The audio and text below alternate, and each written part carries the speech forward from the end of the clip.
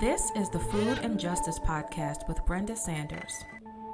In this final episode of Season 1, I'll be talking with Dr. Milton Mills about the government subsidies that are currently propping up the meat industry, how animal agriculture is threatening our environment, why a campaign like Defund Big Meat is so important, and much more. Stay tuned.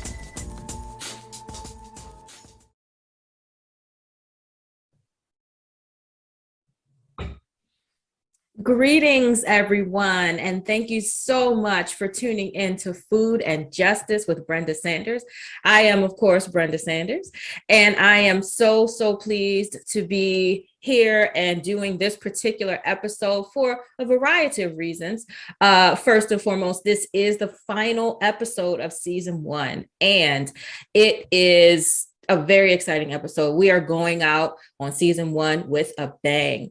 I have as a guest Dr. Milton Mills, and we are going to be talking about the campaign that started it all, the Defund Big Meat campaign. So I am so pleased. And let me just go ahead and read Dr. Mills's bio for anybody who hasn't already, heard everything about Dr. Milton Mills. I'm going to go ahead and read your bio. Dr. Milton Mills is a graduate of Stanford University School of Medicine and a practicing critical care physician in the Washington, D.C. metro area. Dr. Mills's compassionate and encompassing worldview has led him to apply his knowledge about preventative health care towards the unique challenges of those who are underserved by the mainstream medical model, minority and less affluent populations. As Associate Director of Preventative Medicine for the Physicians Committee for Responsible Medicine, or PCRM, he co-authored articles on the racial bias in food nutrition policy, published in the Journal of the National Medical Association. A powerful public speaker and, most important, an empathetic healthcare ally, Dr. Mills is a foremost advocate for a whole food, plant-based diet. Yes. Thank you so much, Dr. Mills, for being with us. It's my pleasure to be here this morning, Brenda. Absolutely. I mean, look, I'm excited because, every week folks have been hearing about the Defund Big Meat campaign. Sure. They have been going over to the website, they've been checking it out, but there at no point have I actually brought somebody in to break it down.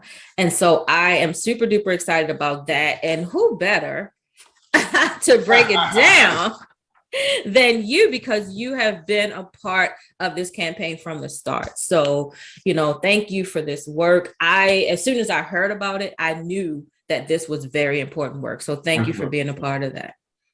Yes, thank you.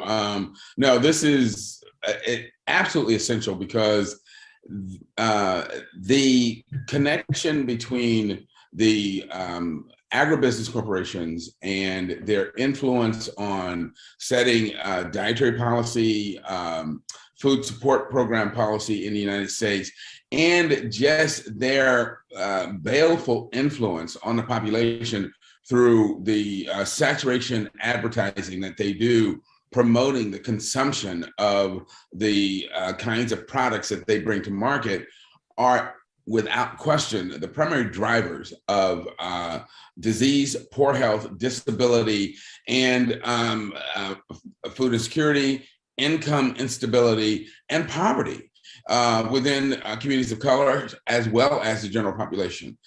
So we really need to begin to focus on changing that dynamic if we have any hope of improving the overall health profile of our nation in general and communities of color in particular. All right, already. We haven't even gotten started. And it's already gotten real. And that's what I can always expect from you, Dr. Mills. You are going to keep it real and you're going to tell it like it is. And I so appreciate that about you. So let's start with the obvious question. Who or what are we talking about when we say big meat? So big meat is a kind of general catch-all category for the very large agribusiness concerns that raise animal food. So we're talking about companies that are raising the chicken, the turkeys, the beef, the pork, the dairy industries, and these things, these companies pay money into these super PACs that funnel just millions of dollars into Congress and also state and local governing boards to influence how policy is and laws are put in place to protect their industries, to promote their products, irrespective of the impact that they have on the target populations, or even very importantly, the people who live around these sometimes very, very unpleasant concentrated feeding operations, or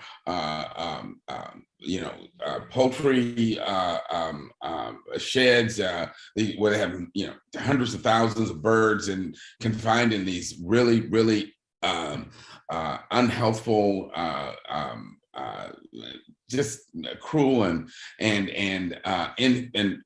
really inhumane conditions, or these giant feedlots where they bring cattle and have them standing around and walking their own manure, trying to fatten them up for market, and the dairy farms where, again, these unfortunate cows who've been kept pregnant continually for a period of 2 to 3 years until they're literally, their bodies are exhausted, are again kept in situations where they too are frequently standing in their own manure. They're being milked, and that part of that manure is getting into the milk supply, which is why the milk has to be pasteurized, and just all of it. So it is the large corporations that are responsible for producing the huge amounts of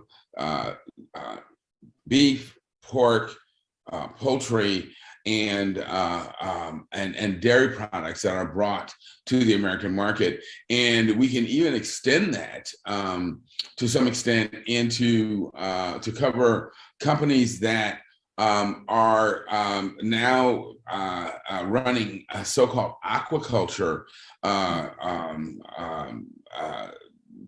outfits where they raise fish in these confined pens so that they can, again, mass produce them, as opposed to going out and catching them from the ocean. And these fish are often, again, full of parasites, full of very sick, have a lot of diseases. And I don't want to give a pass to the people who are going out and literally decimating fish populations in the oceans, because, again, we have seen from movies such as Seaspiracy just how devastating the impact of the worldwide fishing concerns are having on our oceans. They're literally depleting these fish stock populations, and many people are predicting that major fish stocks will collapse before the year 2050, and our oceans are literally going to be filled with jellyfish, because that's why you get these giant jellyfish blooms, because of the imbalances we cause when we remove so many of these large fish populations, and there's nothing left to feed on those nutrients but jellyfish. And so we're gonna have an ocean full of slime. You leave them jellyfish alone. They just they just doing their slimy thing. I mean, as I say, I can't blame them.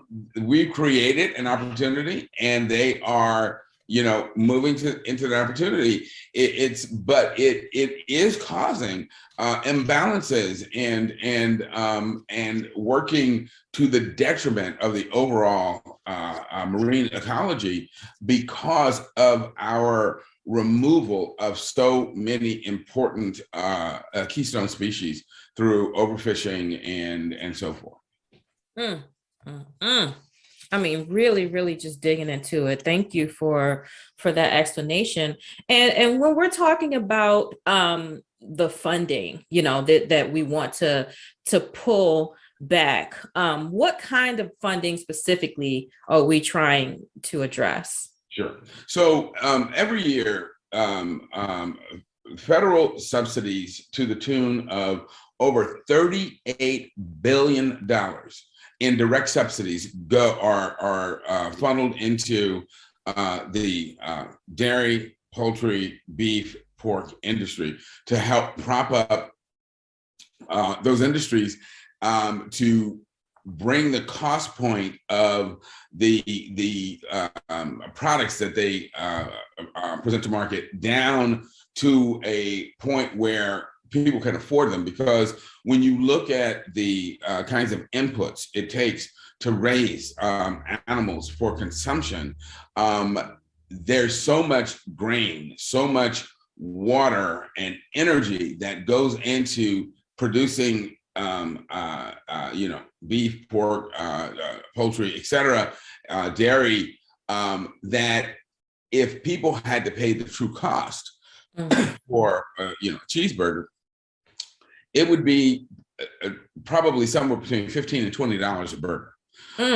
But because of these direct subsidies to these companies, which again, there's the literal money we give them, the corporate welfare that comes from the American taxpayer of $38 billion. But then there are indirect subsidies in the tax breaks that are given to these corporations that allow them to run what would be an otherwise untenable operation at a reduced cost. We allow them to use federal land to graze their animals to the detriment and degradation of those federal national policies that actually belong to all Americans.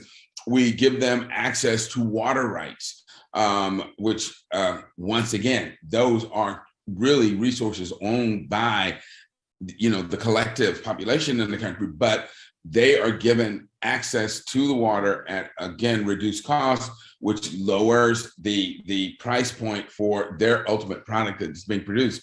So there's the 38 billion direct money. This is just literally dollars that are given from Congress to the industry to help support them. There's the indirect support through land use, water rights, tax breaks.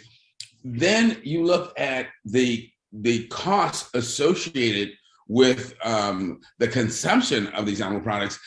There is no question that research, for the last 50 to, I would say, close to 100 years has shown without question that within Western countries, it is the consumption and reliance upon animal foods, such as meat and dairy and so forth, that are the primary drivers of the chronic diseases that are killing Americans and making us sick. So we're talking heart disease, cancer, diabetes, high blood pressure, stroke, autoimmune problems like rheumatoid arthritis, lupus, multiple sclerosis, and so forth. All of these things are directly related to eating a diet that is based around the consumption of animal foods. And so when you start to factor in the costs associated with treating people who have these diseases, as well as the impact on our economy of people dying prematurely and living most of their adult lives sick instead of well, which reduces their productivity, constitutes a drain upon the economy because of all the resources that then go into trying to take care of people who've been made unnecessarily sick. You're talking about healthcare costs associated with animal product consumption of greater than $400 billion a year. So in all told, we're talking literally $500 billion or more that are the costs associated with the big meat corporations in this country. We are spending all of this money and creating unnecessary disease that constitutes a drag upon our economy, that has a really disastrous and tragic impact upon individual lives, only so that a relatively few corporate elite owners and stockholders can make the billions of dollars associated with this industry, but at the expense of the general population. And we really, really need to call a halt to it and decide, you know what, it's time to take this into a new direction. Food and Justice is made possible with support from Defund Big Meat, a grassroots effort to encourage strategic collaboration across all sectors of global justice. Find more information about Defund Big Meat at www.defundbigmeat.org. And A Well-Fed World, an international hunger relief and food justice organization advancing plant-based foods and farming to create a nourished and climate-friendly future. Find out more about A Well-Fed World at www.awfw.org. Thank you. It's past time Absolutely. for us to, yeah, we got to make a quick detour. I mean, there are so many reasons, and you just talked about like the health impacts. And you briefly mentioned that, you know, the conditions that people who are living near these, you know, in these rural areas near these concentrated animal feeding operations or CAFOs, you know, can you talk a little bit about that? Because I did some environmental justice work for about a year, and it was the most depressing work I've ever done. Like, I went back to the vegan stuff because the environmental justice stuff just brought me down low. So can you talk a little bit about what these folks are having to endure, who are a lot of them, you know, people of low-income people of color, be living in close proximity to these CAFOs? Oh, sure. So yeah, it's, you know, I want to be very clear that the deleterious impact of the big meat, big dairy industry covers and negatively impacts the entire population of this country. So, you know, I want to emphasize that because a lot of times I do focus on the disproportionately negative impact it has on communities of color, but I don't ever want a white person who, you know, listens to a podcast, hears me speak, think, oh, wow, oh my God, that is so bad for the people of color, but I'm good. No, you're not. you know, I tell people the difference is jumping from a 50-story building without a parachute versus jumping from a 100-story building without a parachute. Both of y'all gonna die. It's just one of you gonna make a bigger splash. So, oh my gosh. Yeah. I hadn't heard that one yet.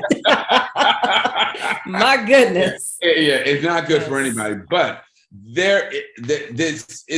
one of the most tragic, and you alluded to these things that we see are, number one, when you are raising animals in an industrial level breeding and production operation, these living creatures are reduced to literal commodities, and they're seen as just kind of inputs, and so the question that these ranchers and producers sort of face is, how do we create the maximum number of saleable units, if you will, at the lowest cost? And the model that they have settled upon, which kind of differs from species to species, depending on what you're raising, but it's ultimately the same dynamic, is to concentrate the largest number of animals in the least amount of available space, so that you can efficiently feed them, give them the drugs and medications to help them grow as quickly as possible, and then send them to these slaughtering plants to be, you know, killed, dismembered, and distributed around the country. But what that means is that, for instance, when you look at pork production, that you get these huge numbers of very large animals, because your average pig is going to weigh like 200 to 300 pounds at a minimum by the time it is considered market weight. But during that period where it's being grown to market rate, they are producing huge amounts of manure. And we're talking literally billions of tons of manure that are produced certainly every year. And what can be done with that manure? Well, you can't just dump it into a river or the ocean, because it'll kill everything in it. So what these pork producers, for instance, do is they create these giant lagoons that are filled with pig manure. Part of me wants to use more colorful words, but you have to imagine huge man-made lakes filled with pig crap. And what that does is it attracts all sorts of disease-producing insects and so forth, but it also gets out into the environment. The pig manure seeps into the groundwater. People living near these operations have polluted groundwater. The groundwater contains, all sorts of bacteria, and frequently these are drug-resistant bacteria, because just like human beings, we know that when human beings get into crowded conditions, we are more susceptible to passing around communicable diseases. And that's one of the things COVID has brought to everybody, that if you want to protect yourself, you got to maintain social distancing. Well, there is no social distancing on a pig farm. There's no social distancing in a poultry operation or on a beef cage post. These animals are crowded in as many as you can get into a given amount of space. And they too would be and many of them do in fact die of infectious diseases. But what the producers do to try and reduce that likelihood as much as possible is they feed these animals antibiotics continuously. And that is why, in fact, it is the big meat corporations who are the largest consumers of antibiotics in the United States and the world. They use more than 7 times as much antibiotics as we use in medicine, because if they didn't, these animals would get sick and they would die, and their profit margin would plummet.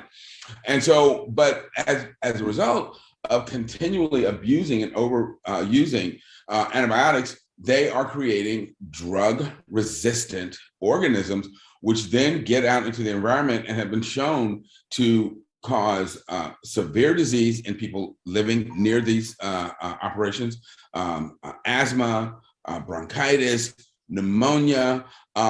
Moreover, there are studies that show that people who live near pig farms are more likely to develop not just respiratory diseases that frequently end in premature death, but also certain types of cancer. So there is no question that living near these operations will shorten your life and make what life you have more, you'll spend more of it sick and unwell.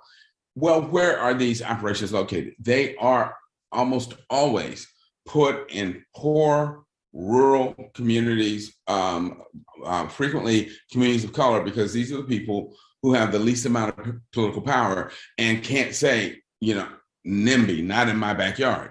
So that's where they're located, and that's the impact that it's having on the communities there.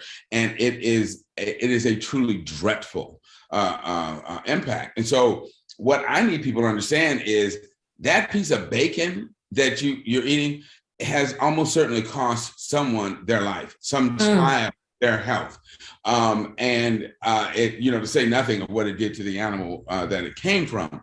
And so the question is, is the, momentary pleasure you derive from, eating the ripped out, abdominal wall of animal who was cruelly raised and cruelly sacrificed, really worth not only the pain and suffering of that animal, but also the pain and suffering of the people who had to live near that operation while it was being raised, the people who are still dealing with, the disease and negative impact of having these animals raised. So there is no question that the people who are forced to live with these operations, I don't even want to call them farms because that's much too nice a term, are being just devastated by the U.S. Agribusiness industry, and that is something that is aggressively kept from the American populace in an effort to hide the impact of the consumption and production of these products. And I recently read a Facebook post where it was all about being supportive and understanding of women who are caught in abusive relationships, and how people need to try to help them break out of that relationship. And I'm like, excuse me, most Americans are in an abusive relationship with their diet. It's like you look at a woman who is living with a man who, knocks her teeth out, blackens her eyes, and breaks her jaw, and she'll go to the hospital. She'll get patched up, and then she talks to this abuser, and he says, "Okay, I'm sorry, I didn't mean it. If you come back, I'm going to change. I'm going to do better." And she goes back, and what happens? He beats the crap out of her again. And if that dynamic is not broken, for many of these women, they eventually are murdered by their abusers. Well, your diet is doing the same thing. When you eat an animal food-based diet, it's killing you. It's causing you to have heart attacks, strokes. With diabetes, you start to get parts of your body amputated. They start at the toes, and then they work their way up to the limbs. And what happens? Somebody goes to the doctor because they've got a gangrenous toe. The doctor amputates the toe and says, "You know what? I want you to modify this diet that did this to you, so it won't treat you as badly." And what do? They stop by, Popeyes or Chick-fil-A on their way home. They go right back to their abusers. And if they don't break that habit, they will end up dead from the impacts of these destructive, dysfunctional diets that we are all addicted to. So we need to understand that we're caught in that same dynamic, and that we've got to get off that death train, because the last station on that line is the graveyard. You had me worried for a second, Dr. Mills, but I should have known not to worry because a lot of people, blame the victim, and you didn't do that. What you did was just lay out the problem. This is the problem. This is an addiction, and if you don't break it, if you don't disrupt that cycle, that constant cycle. Yes. And that's what a campaign like Defund Big Meat is all about. Yes. And I want to be crystal clear. I am absolutely not blaming the victim. And I'm saying that we can see how when we have family members, loved ones, caught up in these abusive relationships, that we need to be supportive to them, to provide alternatives to them, to provide safe havens for them, to help them learn. You don't have to be dependent on this abusive person who is slowly robbing you of your life, your health, your independence. And I want to say the same thing to people who are caught in an abusive relationship with the food that they eat. You don't have to live this way. You don't have to eat food that is going to make you sick, that is going to destroy your health, that is going to rob you of years of vitality and productivity. That there are ways of getting out of that relationship and adopting a diet, a plant-based diet that has been shown to be able to reverse most or all of the chronic diseases that afflict Americans. In some cases, it can certainly reverse heart disease, diabetes, many of the autoimmune diseases, bring your blood pressure down, and in some cases even help to cure cancer and help people have a prolonged disease-free survival post-cancer diagnosis. So I'm trying to offer to the American public the same help we want to offer to victims of domestic violence, to understand it's an addiction dynamic, but that there are ways out of it, and there's a much better lifestyle awaiting us if we make the appropriate changes. And let me just make one last analogy. The American Heart Association diet, the American dietetic diet, the stuff that the information you get when you go to your oncologist after you've been diagnosed, I see that as when your abuser says, okay, I can be better. Mm-hmm. I'm not gonna punch your eye out the next time. It's still the same abuser. And just like when a person in a violent domestic relationship goes back to their abuser and they get abused again, the American Heart Association diet, American Dietetic Association diet, anything that is still based and built around animal foods, it's going to kill you. It's going to abuse you again. It's going to damage your body. It despite all the promises of, well, if you cut out a little bit of this or you cut out a little bit of that, it's going to improve your health. No, it doesn't. You're still in that abusive relationship. You got to get out of that altogether to really heal and get your life back. Ain't that the truth? I remember. Don't believe it. Don't believe it when the American Dietetic Association says, oh, well, we're going to be nicer to you this time. You're going to lose another toe. You keep eating that stuff. And that's the truth. And that's the truth. I mean, like, we've seen it in our families. Right. And that's what I was going to say. You know, my mom has since passed from heart disease, in a way that I feel like was completely preventable. But after open heart surgery that they did on her, I came in the next morning and they were feeding her bacon. They were feeding her bacon. It's enough to make you literally scream at the top of your lungs. Mm-hmm. What is wrong with you people? I've seen the same thing in the hospital. People come out of the cath lab and we send them for dinner spaghetti with red meat. I'm like, and what are you guys doing? This is the very food that caused the disease in the first place. This is beyond sick. It's like going to a drug treatment program and passing out crack. Yes. Well, we're giving them smaller pieces of crack. It doesn't matter. It's gonna cause the same problem. Yeah.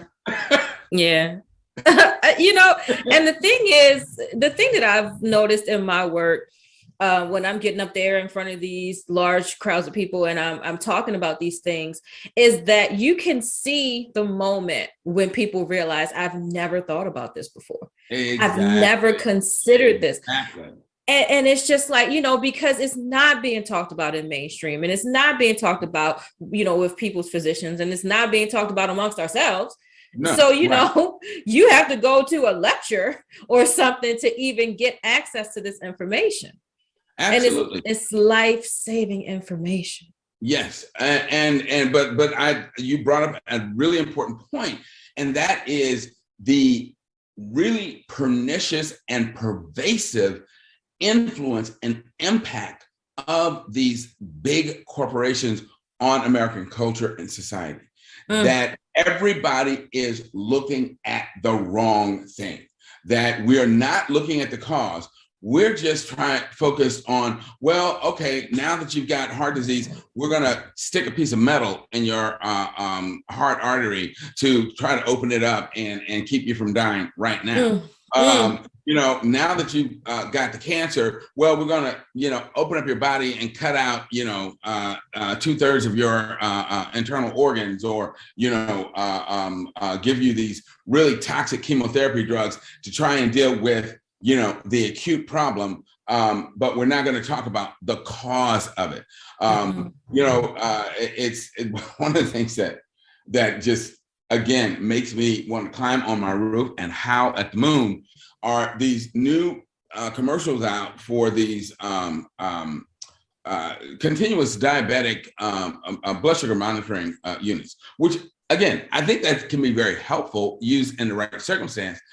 But if all you're going to do is put a monitor on me that tells me when I'm high, my blood sugar is out of range, but not tell me what to do to keep it from going out of range, you're not helping me. You're just giving me a blow-by-blow account of my own demise. That's not helpful. Oh no! I need to know how to get off that death train. Yes. I need to know how to get my blood sugars back under control so that they're not, constantly out of whack. Because trust me, if the changes you're trying to make is, my blood sugar is like 200, so I'm not going to have that hot fudge sundae, that's not going to help you, and that's not going to cure your diabetes, and you're still going to end up with kidney failure, blindness, and premature death from that disease. You got to get off that death train, because, again, the last station is the graveyard. And far, far too soon. Way too soon. Food and Justice is proud to be partnering with Afro Vegan Society, Thrive Baltimore Community Resource Center, My Two Foods, and Better Food Foundation. So, I'm convinced. Okay, I was already convinced that we need a campaign like Defund Big Meat, but I'm sure that the folks who are, tuning in to the show, are convinced. This is compelling information. So, what does the Defund Big Meat campaign propose that we do with all these subsidy dollars instead? So, yes. So instead of funneling, $38+ billion into industries that create disease, we are petitioning Congress and the U.S. Department of Agriculture to take that money and re-allot it to farmers who are producing foods that promote health. So we're talking fruit, vegetable farmers. We're talking about helping ranchers transition from raising animals to raising crops that we know promote health. And as I said before, there is no question that a plant-based diet will significantly reduce and even eliminate much of the disease burden that we see in the United States. Studies have shown plant-based diets reverse heart disease. They can cure diabetes. They will bring blood pressure down, reduce stroke. They reverse chronic immune diseases across the board. So by taking that money from a disease promoting industry and funneling it into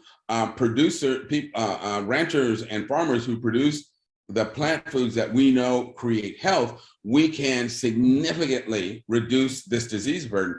And there are a number of important ways that you can do that by funneling that money into more local farms, and to one of the big scandals of the USDA over the last 100 years has been the way they have systematically excluded some Black farmers and other farmers of color from receiving help to keep their farms operating, and to help them to produce the kinds of foods that are needed in communities of color. So we can start to address that by redirecting that money into helping them, again, raise the kinds of foods, beans, legumes, fruits, vegetables, and so forth that promote health. We can use that money to address issues of food deserts that we see in inner city communities. So that, because as you know, as a food justice advocate, there are many communities where there is no a supermarket or place where people can easily access fresh fruits and vegetables, because most of what they have in their neighborhoods are small bodegas and liquor stores, okay? And then these fast food restaurants, which, again, nobody would choose to live in a neighborhood where, as you drive down the street, you see drug dealers on every corner selling heroin, cocaine, meth, or whatever the current drug is. Yet we willingly and knowingly allow people to live in neighborhoods where on every corner there's a Wendy's, there's a McDonald's, there's a KFC, there's a Popeye's chicken, that are selling, again, the very types of or the very products that are creating the excess disease and premature death in those communities. They are every bit as deleterious and as odious as a drug dealer. And they are on every corner, and we need to get them out. And in their place, we need to bring in like farmers markets where people have access to healthful, locally produced produce. And that's where we need to be putting these subsidies so that we can create health and reverse this federally subsidized disease process that we have going. I'll tell you one thing, the government can slide some of that welfare my way so I can pay for these programs that are teaching people in these exact communities, you know, what the problem is and proposing solutions to it. Yes. It just makes no sense to me that all these billions of dollars would be funneled into death when you have people, you know, who have these little struggling programs, you know, all over the country where we're trying to like make a difference. And there's like so little support and resources available to folks who are doing this kind of work. So can we put that in there? Can we put that in the campaign? Yeah, no, absolutely. That's critical. And again, you just touched on something that I think is important for people to understand, because, you know, kind of your average well-meaning person will look at this and say, why is the government allowing this? Why are they putting so much money into programs that we know create disease and kill people? How can they do this? What you've got to understand is, and you've got to step back and take a very clear-eyed view of this, is it depends on how much value they put on the people who are being killed. Yes. And I'm going to make a parallel here that I hope people understand and not take offense to. But when you look at Germany in World War II and their creation of these work camps, where they literally used the people confined to these camps as essentially wage slaves and worked them to the point of death. And then once they were no longer useful, they killed them. You know, somebody might say, why are they doing that? They're doing it because they hate the people that they put in these camps, and they are merely using them to generate income for as long as it's practical for them, and then they kill them. And that's very analogous to what is being done to communities of color in the United States. That communities of colors are being pimped for profit for meat and dairy industry until we die. And while we're on our way out the door, you know, here come the pharmaceutical companies, the hospitals, and finally the, you know, funeral directors to get their cut. But the reason it's allowed to happen is because the people in these communities are not valued. And that needs to be understood. And that's another thing we need to say is not acceptable. Look, even if I didn't believe you, let's just say I didn't. And you know I do. Right. But even if I was like, oh, that just sounds a little far-fetched, I just can't see, you know, a government that's here to like take care of the people, you know, having such a disregard, you know, for a group of people that they would allow harm to come to them.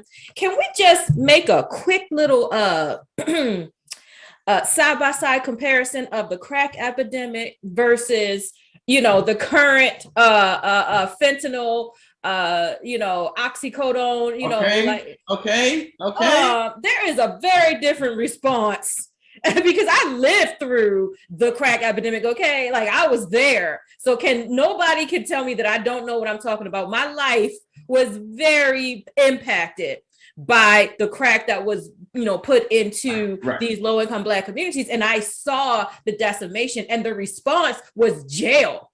The response. Brenda, I mean, as the TV commercial says, we can come back to that because that's a whole nother health line. But let's stay on that topic for a moment, because even with opiates have been a chronic problem in inner city communities for years, if not generations. Many of the great jazz musicians, jazz vocalists, were known to have turned to the use of heroin to kind of ameliorate the constant pain and discrimination and abuse that they suffered. And when you look at, you know, the communities confined to these inner city areas through structural programs in the U.S. government, redlining, you know, not providing economic opportunity or the chance to buy homes outside of this area, the people who are confined to these essentially stagnated, hopeless conditions, a significant number of them turned to self-medication through the use of, you know, heroin, crack, whatever. And the response of the majority culture is, those are bad people, they're refuse, they're criminals, and we're going to treat them like criminals. Well, in comes Ronald Reagan in the 80s and starts to destroy all of the institutions that helped white Americans have a productive and open or sort of a life with a lot of opportunities. They eviscerated the student loan program. They destroyed the union so that wages stagnated. They changed the tax structure so that instead of our taxes promoting an egalitarian society, they started being funneled up to the top 1% of society, and we've seen that gap, income gap, grow. And we've also seen the opportunities for social advancement almost disappear for the middle classes. So now you've got kids living in their parents' basements, coming out of college with hundreds of thousands of dollars of debt and no way to repay it. And so suddenly white America finds itself in some of the stagnated, hopeless conditions that communities of color have traditionally found themselves in. And what was their response? Heroin. They turned to opiates. Yep. But as you said, the difference this time is because white people are good, brown people are bad. This now became an illness. Mm-hmm. It's a crisis, Milton. It's a crisis. It was not. Yes, absolutely. It wasn't evidence of moral turpitude. Mm-hmm. It was evidence of an illness that we need to treat.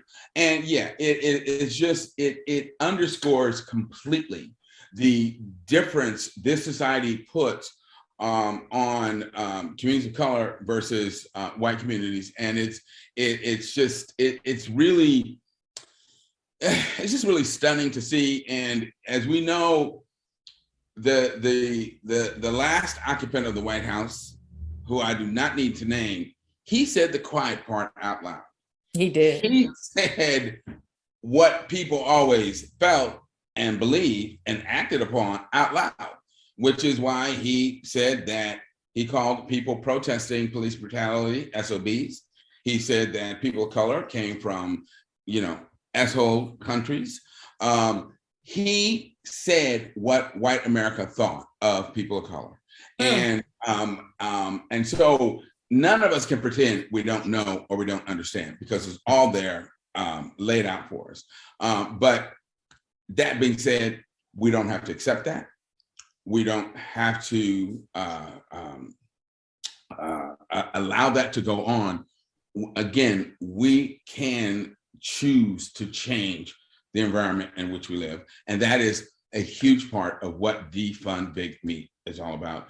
It is not only about acting at the public policy level in terms of redirecting federal subsidies into industries and programs that will benefit people and create health, but it's also encouraging individuals to take personal control of their lives and their health.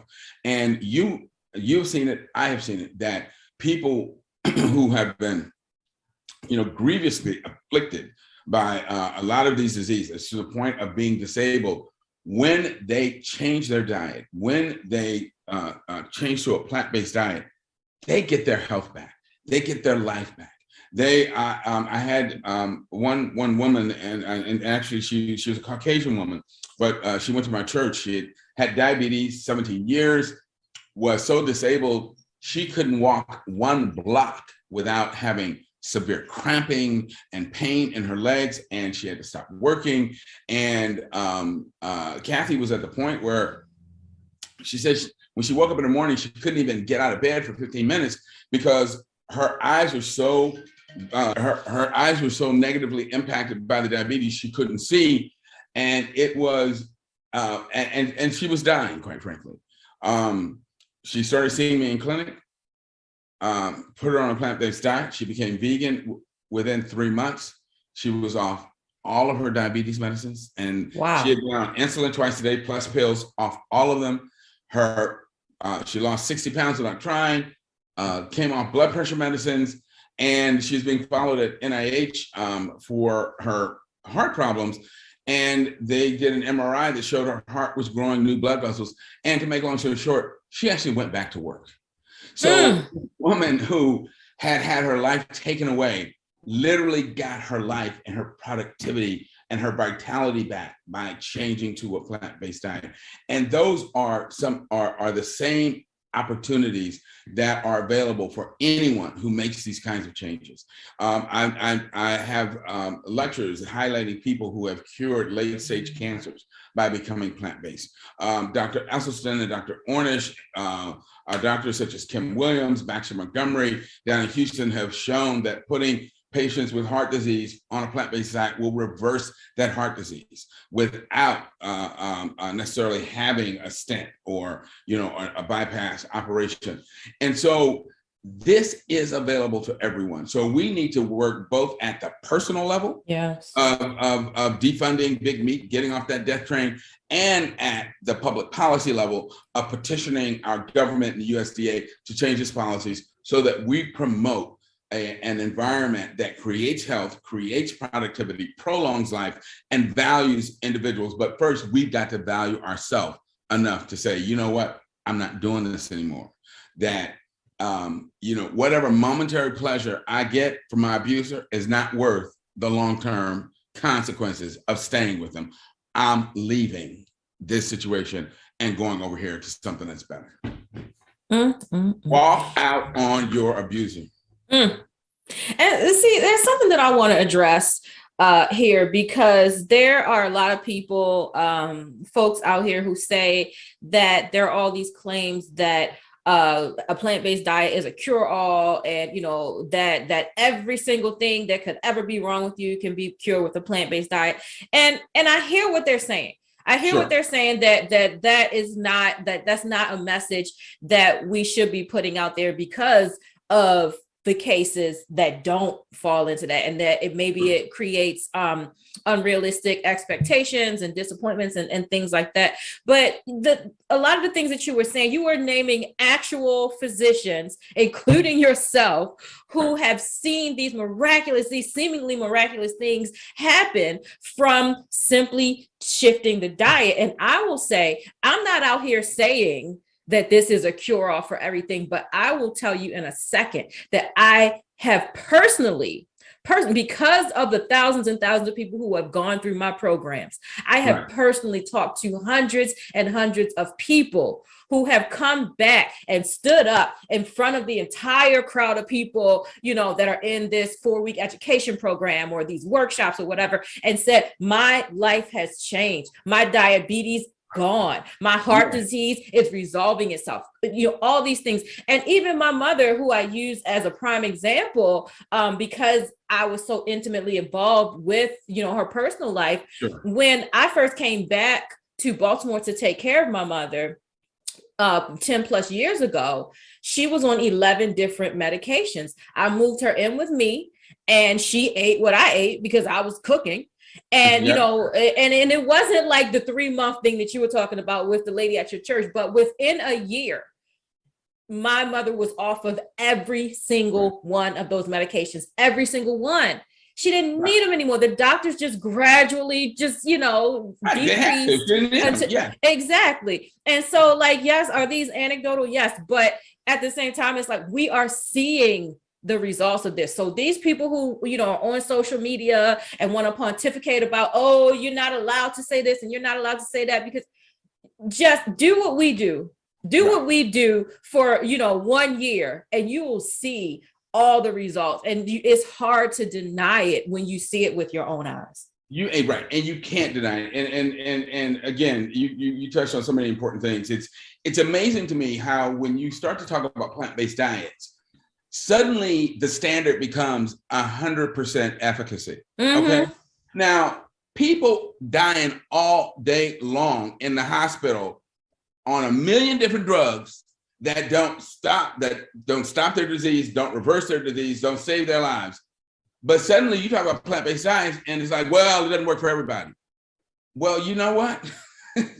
It works for most people. And, again, to come back to my abusive relationship analogy, I can't tell someone in an abusive relationship, if you leave that abuser, that your life is going to become wonderful. You're going to meet the person of your dreams and you're going to live happily ever after. But what I can tell you is your life will be better. And you won't be suffering the unnecessary abuse that you've been going through. And there is no question that changing to a plant-based diet will improve your health, and in the majority of cases will reverse or ameliorate that disease. That has been shown around the world. The Blue Zone data, which looks at the healthiest, longest lived populations around the globe, show that consistent. So we're talking about people from all sorts of genetic backgrounds, that the more plant-based a population is, the longer they live, the less chronic disease they have, the more functional they remain throughout their lives, the less dementia they have. So I have no patience with people who try to blow smoke by saying, well, it doesn't work for everybody. You know what? Neither do seatbelts, but we use them, okay? Because we know that they improve your chances. And as far as then people say, well, that's anecdotal. Well, you know what? Nobody has ever done a placebo-controlled double-blind study showing that jumping off a 50-foot building without a parachute will kill you, but we got a lot of anecdotal evidence. Okay.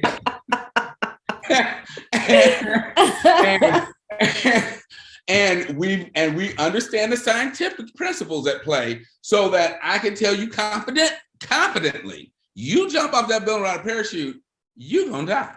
And it's the same thing with a plant-based diet, that we've got enough accumulated evidence and we understand the principles at play to the point where we know why this works and we know it will work. And it may be that person A over here is able to get off of all of their medications, while person B is able to get off 90% or 85% of their medications. But person B is still way better off than they were when they're taking 10 or 12 different medicines with all the associated side effects. So, I got to control my language and my tendency to tell people to bust my bottom, because I know the impact of plant-based diets and how important they are, and what they will do for people. So no, I will not tolerate that nonsense about, well, you don't know. Yeah, I do. Yeah, I know. And anytime somebody wants to do that controlled experiment, we'll take 2 people with diabetes or heart disease, and we'll put them on plant-based diet, and we'll watch them for 3 months and see what they look like at the end of it. And that will prove to you what we all know is true right now. Well, I have the pleasure and, honestly, the honor of knowing physicians like yourself, Baxter Montgomery and Judy Brangman, and like a lot of medical professionals who, who promote the plant-based diet for health specifically. And thank you. Just thank you. Thank you for existing. Thank you for what you do. You are out here literally saving lives and changing the world. And I know it sounds like I'm wrapping it up. That's not it. I was feeling that. It welled up in me. And I just wanted to say, Milton, thank you for doing this work. Brenda, thank you for saying that. I appreciate it.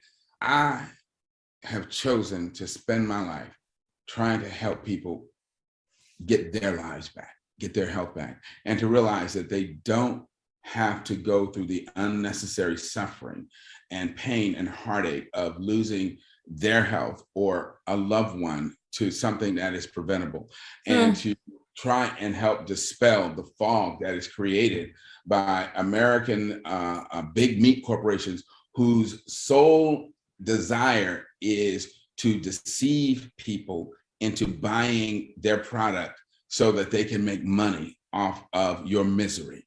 And the bottom line is that once you buy that hamburger, they don't care if you walk out and drop dead because they got your money. Okay. Yeah.